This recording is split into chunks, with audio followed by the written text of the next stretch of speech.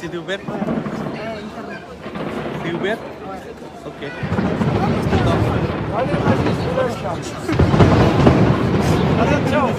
Attends, attends. Quelle heure tu dis ça? Minuit. Minuit? Oui. 15 minutes.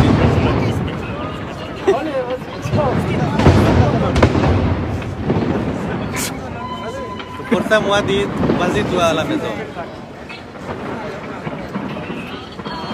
Ah, c'est pas